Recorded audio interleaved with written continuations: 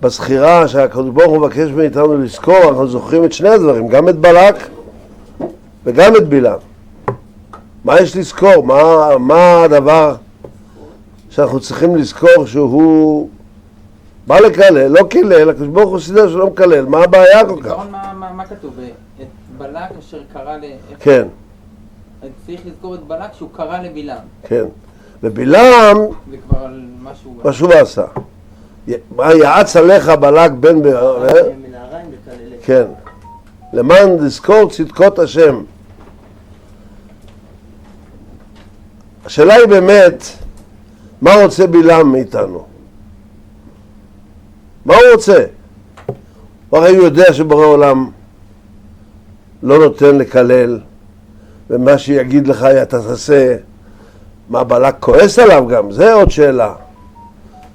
אבל מה הדרך שבלעם בא לפגוע בעם ישראל? ובמיוחד שאנחנו צריכים לזכור את צדקות השם, אבל אם אנחנו מסתכלים בסוף הפרשה, היה אסון גדול לעם ישראל.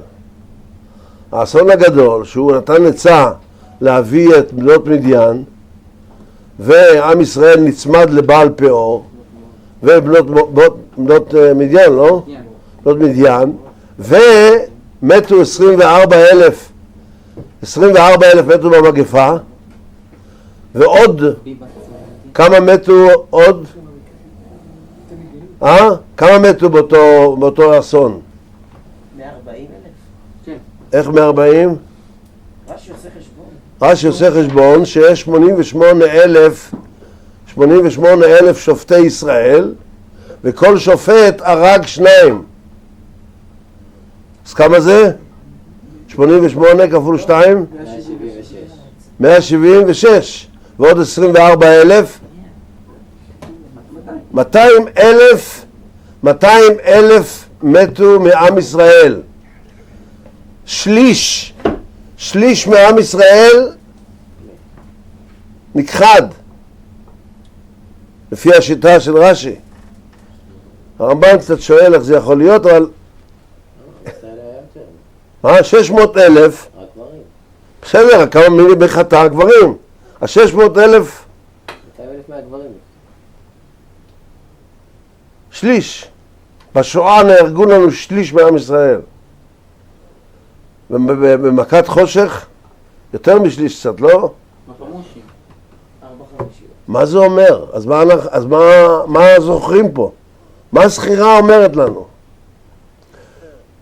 צריך לראות שבפסוקים מה שמעניין הוא בכללות לא מוזכר אברהם יצחק. כל הזמן מוזכר רק יעקב וישראל.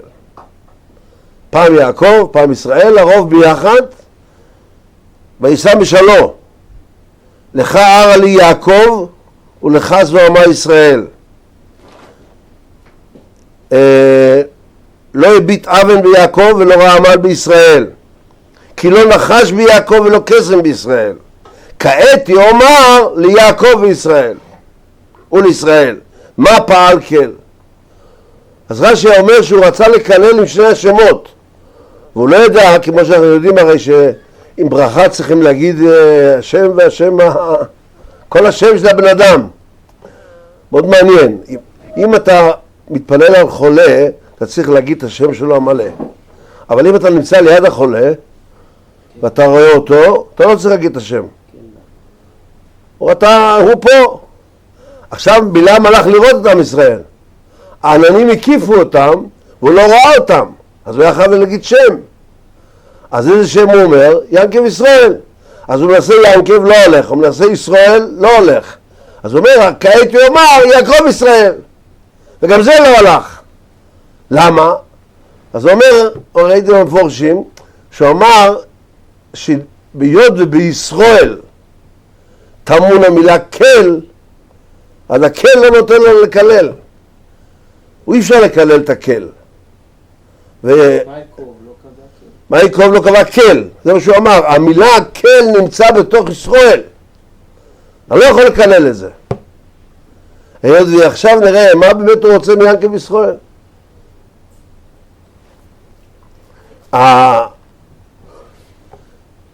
תרגום יונסון פה אומר לנו שבלעם הוא לבן. הוא לבן. התרגום מוכש שהוא עצמו. אז מדובר פה אחד מזקני הדור של אומות העולם, 350 שנה אולי, נכון? מאז שלובן פגש את אליעזר, לובן פגש את אליעזר עבד אברום, אז הוא ברוך השם. והבילום הזה, הלובן הזה, לאורך כל הדרך הוא מנסה לפגוע בעם ישראל. מי הם עם ישראל? הנכדים שלו. הרי רחל ולאה, ויש דעה שגם זה זלפה ובילה, הם בנות לבן. ובנות לבן הביאו את ה-12 שבטים. כל שבטי ישראל. אז הוא הסבא שלו, הוא הסבא שלנו. אז מה אתה רוצה מאיתנו? מה בלעם רוצה? מה לבן רוצה? ולמעשה זה מתחיל כבר כשיעקב נמצא בביתו. יעקב באמת, ודרך אגב גם בחמור שהוא לוקח אותו, גם החמור הולך 3 פעמים, נכון? וכל פעם מפריע לו משהו אחר.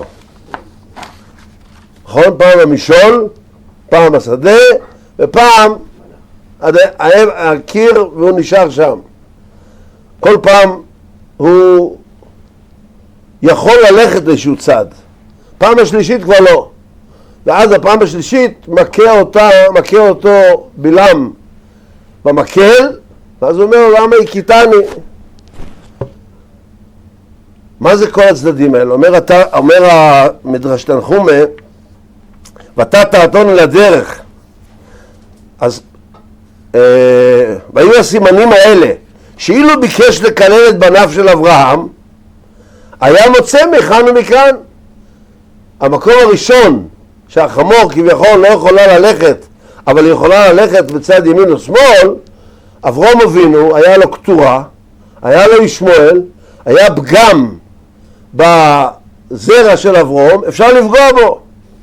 ביקש לקלל בני יצחק, היה מוצא בהם צד את עשיו.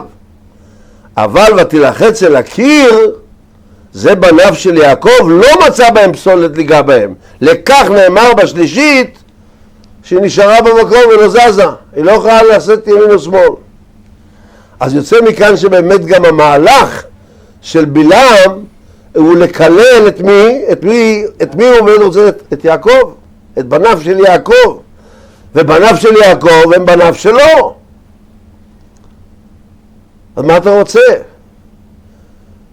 עכשיו יוצא מכאן, כשיעקב בונה את הבית בבית לבן ומחליט לעזוב את בית לבן, למה?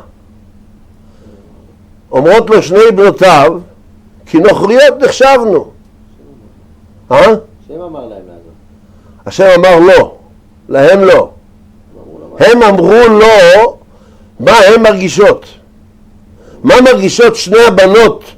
אומרות האבא, הוא נוכרי כלפינו, אנחנו נוכריות כלפיו. ממילא בוא תעזוב. ואז הוא עוזב. ועל זה נאמר שבשני בנות ישראל שרחל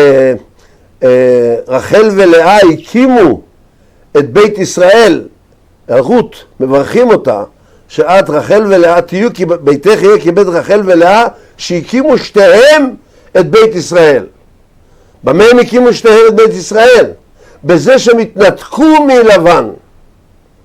לבן ביקש לעקור את הכל. מה פירוש לעקור את הכל? עוד פעם, אנחנו יודעים שהמילה קול זה ינקב אבינו. בקול, מכל, קול. בקול זה אברום, מכל זה יצחוק. קול זה ינקב, יש לי קול. הכל יש לו, הכל מסודר. ואותו הוא רוצה לפגוע. הוא רוצה לפגוע בו. מה הוא רוצה לפגוע בו? הבנות בניי, הבנות בנותיי, הבנים בניי, הכל שלי. אתה נחשפת לבית אביך. מה יש לך עם בית אביך? מה אתה הולך לאבא שלך? מה פתאום האבא שלך? הם צריכים להיות אצלי. אני האבא שלהם. אני האבא שלהם. אני הייחוס שלהם. בלעם אומר, אני הייחוס של עם ישראל. לא אברהם, יצחק ויעקב. זה שורש הכללה שרצה בלעם לקלל את עם ישראל. כלם בצורה הזאת שהם יהיו מתבוללים עם העם ככל הגויים. איפה זה? אין להם ייחוס של אברהם, יצחק ויעקב. תעזבו את אברהם, יצחק ויעקב ותישארו איתי. הרי יש נחור, תרח, נחור, הרן, בתואל, לבן. למה אברהם, יצחק ויעקב בצד הזה? תלכו בצד הזה. וזה יעקב רואה לאחר שהוא גדל 22 שנה שם, וכל הבית שלו היה בית סגור ומסוגר מפני הרוחות של לבן. עכשיו השתנו פניו, לא כתמול שלשום, עוזבים. אבל הוא מקבל את ההסכמה של הבנות. כל הבנות. היה ארבעתם הרי הבנות שלו.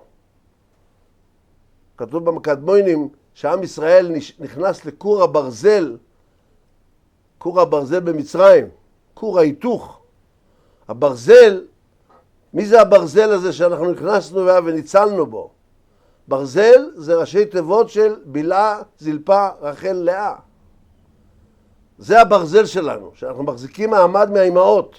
ובאמת בלעם עומד וצועק, מראש צורים הראינו ומגבעות אשורנו.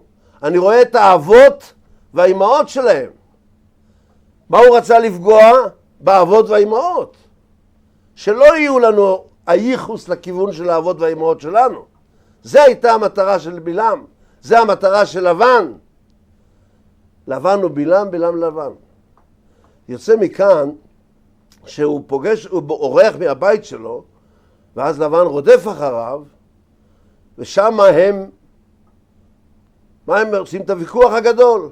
וחז"ל אומרים לנו זה בצורה של כביכול משל, אבל זה האמת. לבן חיפש את אלוהיו, והוא הפך את כל הבית של יעקב, ולא מצא כלום. כתוב בחז"ל, זה נס פלא גדול כביכול, שהחתן שגר אצל השוור במשך 22 שנה, ולא נפל איזשהו מזלג, או כוס חד פעמי אחד בכביש שלו. איך זה יכול להיות? אם היה מוצא את זה, לבן היה צועק. אבל מה באים חז"ל לומר לנו? את ההתבדלות המוחלטת של יעקב בבית לבן. כלום לא ממך. שום דבר לא ממך. הכל מה שזה שייך לי. אבל לבן בא ואומר, כל אשר אתה רואה, לי הוא. למה? ככה. אתם חייבים להישאר אצלי. אבל הקדוש ברוך הוא אמר לי בחלום הלילה, הקדוש ברוך הוא מגיע אליו בחלום הלילה, כמו שגם בפרשה שלנו, לינו פה הלילה, ויחשבו איתי אתכם דבר. הקדוש ברוך הוא מדבר עם לבן בלילה, ואומר לו, אל תיגע בהם. לכן אני לא נוגע בכם. וכנראה לכן הוא גם הסכים לעשות את הגלעד, ברית. אני לא עובר את הגלעד, ואתה לא עובר אליי. הפרדה מוחלטת. אין קשר בינינו. אבל בהפרדה הזאת, אומר לנו הספורנו, יעקב קרא לו גלעד, והוא קרא לו יגר סעדותא. אומר הספורנו, יעקב לא שינה את שמו, לא שינה את לשונוי, הוא נשאר מתבודד עם השלושה דברים של עם ישראל. הוא בכוונה קורא לו בתרגום יגר סעדותא. בלשון אחרת. זה אחד המילים היחידות שיש בתורה בתרגום. וכוונה, לא את לשון הקודש שלך. זה מה שלבן רוצה לומר. זהו הבלעם שלנו לאורך כל הדרך. והוא לא שקט. עם ישראל יורד למצרים, יש הזדמנות לפתור את הבעיה. יורד בלעם למצרים. ויושב עם פרעה בעצה, עם איוב, עם יתרו, איך באמת לפגוע בעם ישראל, איך לבולל אותם, איך להפוך אותם למצרים. כל המטרה, אתה ישראל תהיה לא ישראל, לא יהודי, לא תהיה עם הדת מה שיעקב אבינו ואברהם יצחק יעקב רוצים ממך. זה ממשיך הלאה. לא עבר זמן ואנחנו יצאנו ממצרים. מה עושים עכשיו?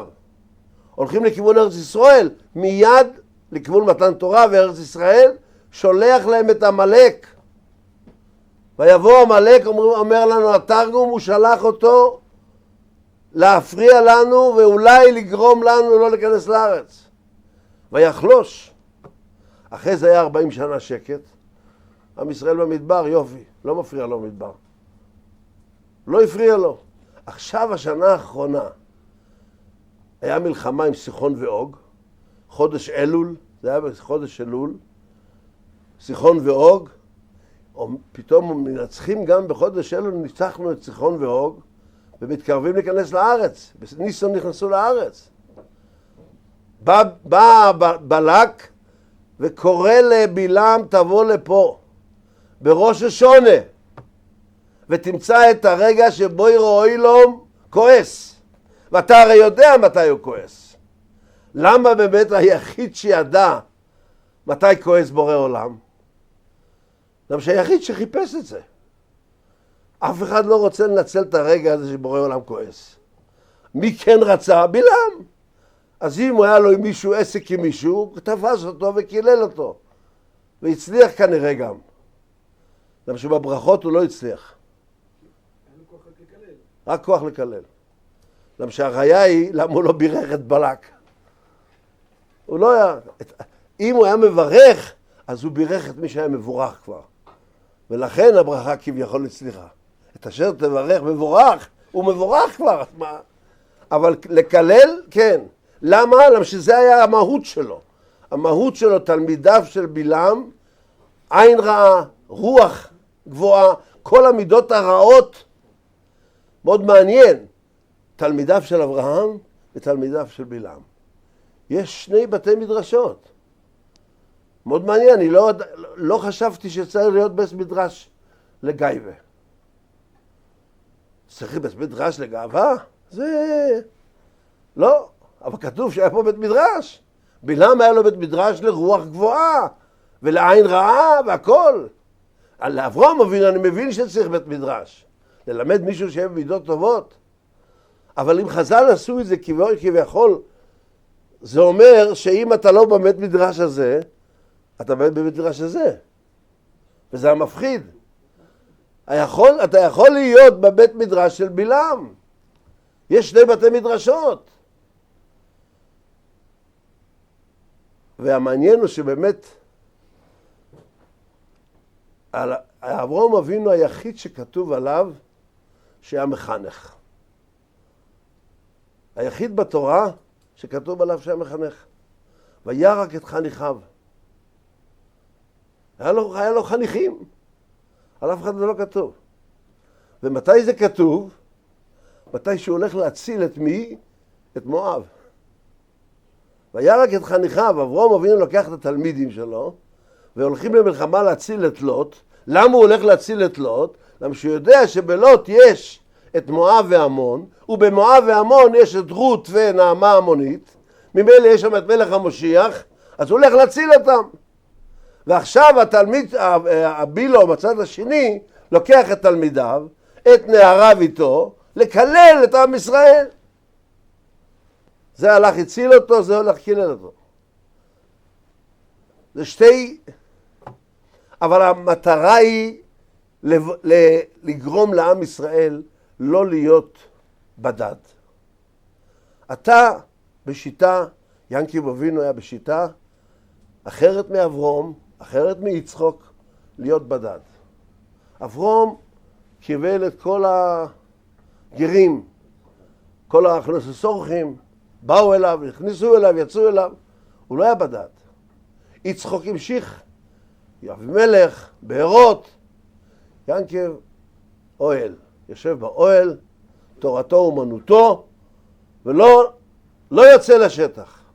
אין שטח. כל השטח שלי הוא רק פה בבית. זה יעקב אבינו.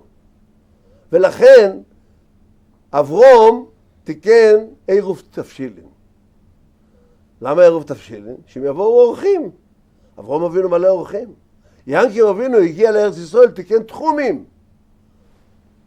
אני סגור. כך אומר המשך חוכמה.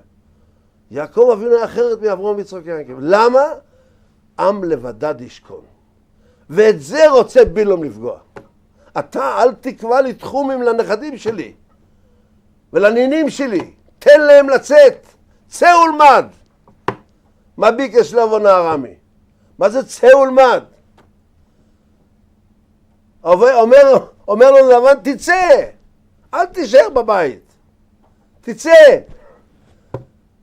ואז הוא יעקור את הכל. אם אנחנו נצא מהבית, הוא יעקור את הכל. למה שעם ישראל באמת בנוי לזה, להישאר בבית שלו. בבית זה אומר, עם לבדד ישכון ובגויים לא יתחשב. זה מה שבלעם מגלה לנו את ההפך מה שהוא רצה לעשות.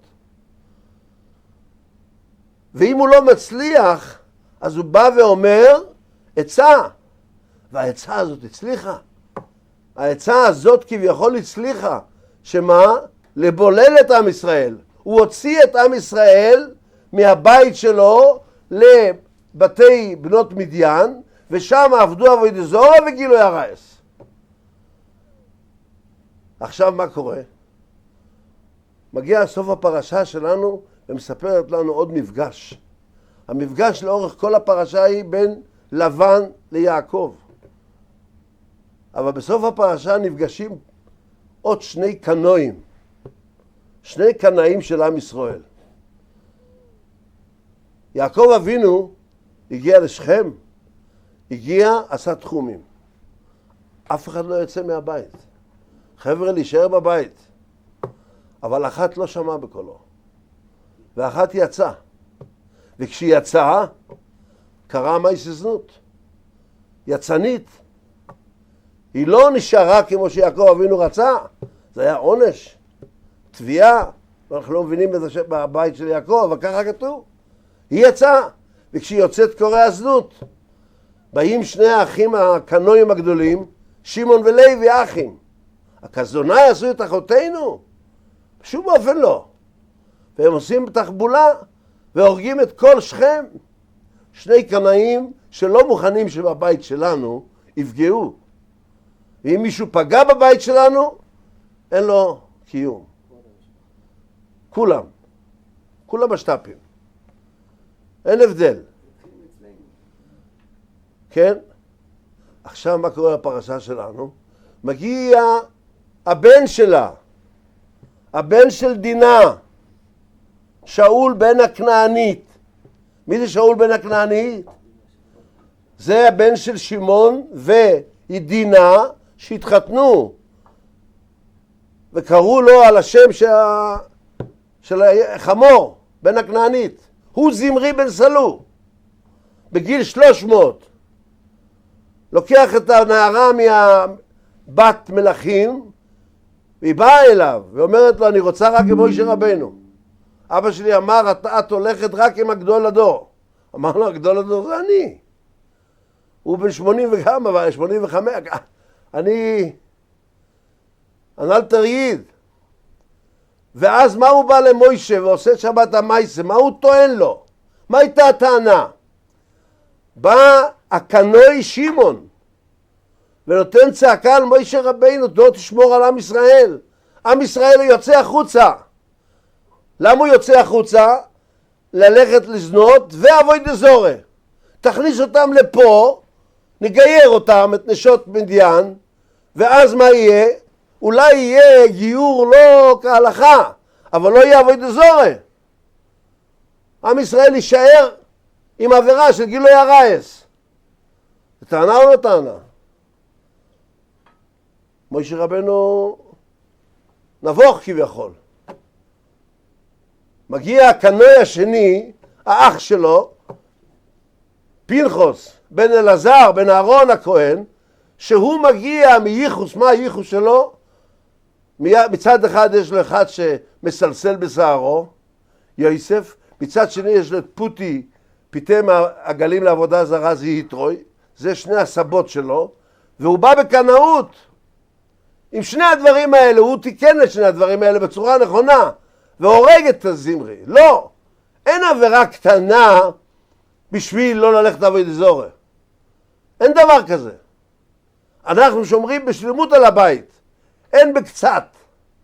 והוא הורג אותו והוא עושה נכון, בריתי שלום.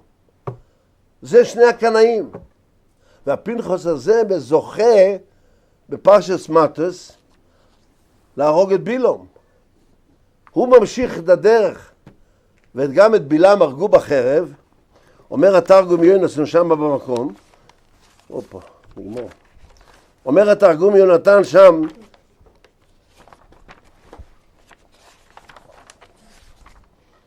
שהמעשה הידוע, שברגע שבלעם ראה את פנחס רודף אחריו להרוג אותו, הוא אמר כישוף ופרח לשמיים.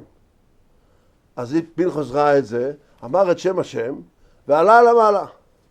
תהרוג אותו למעלה? לא, לא הרג אותו. אמר לו, תפס אותו בראש, הוריד אותו למטה. הוא לא יכל להתגבר בכישוף נגד ההורדה למטה. וכשהוא הגיע למטה הוא ביקש תחנונים. תשאיר אותי לחיות. ואם אתה משאיר אותי לחיות, אני לא אקלל יותר את עם ישראל. אתם הבנתם מה? תשאיר אותי לחיות ואני לא אשלח טילים יותר. עד להודעה חדשה. כך הוא ביקש. אומר לו פנחס, אנטו לבון הארומי, אתה הוא לבן הארמי, שרדפת אחרי יעקב, ועברת את הגל אבנים, וזה הגל אבנים שהחמור נעצרה ולא יכול לזוז. זה אותו גל. ואתה באת למצרים וישבת עם פרוי, ושלחת את המולק, ועכשיו אתה עוד פעם בא. עכשיו אין לך תקנה, והרג אותו. מי? פנחס. פנחס ממשיך בקנאות הנכונה, והורג את מי שרוצה לפגוע בבית ישראל. הקדוש ברוך הוא אומר לבלעם, מה אתה הולך? למה אתה הולך?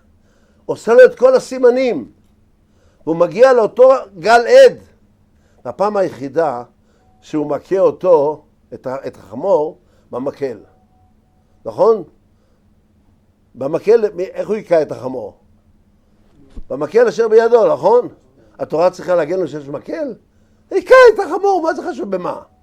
נתן לה סתירה עם שוט. הקדוש ברוך הוא מראה לו, במקלי עברתי את הירדן. אתה הולך לפגוע במקל של יעקב, זה לא יעזור לך. במקלי עברתי את הירדן, זה הקול של ינקב. יש לי קול שמספיק לי מקל. אותו מקל שזה היה גם הפנס קסם שלו, שאיתו הפנס שהוא למד תורה.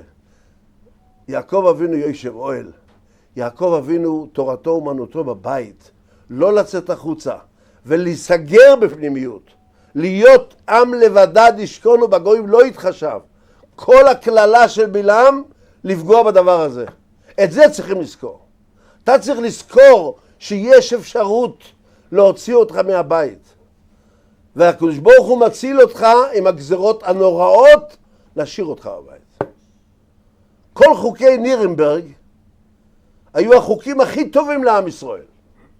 יודן ריין, שכל עם ישראל כעס, אנטישמיות, זה היה הצולה של עם ישראל. למה שאם אין יודן ריין, אז אין יודן. אם היהודים היו יושבים, הרי מה היה החוקים? אל תשב בבית הקפה שלהם, אל תלך לקולנוע שלהם, אל תלך לכדורי... יופי! זה מה שצריכים! לא ללכת לשם. ועם ישראל מסתכל על זה, יש את האנטישמיות. לא! הגזרות האלה הן לטובתנו. זה מה שאנחנו צריכים לזכור בבילום.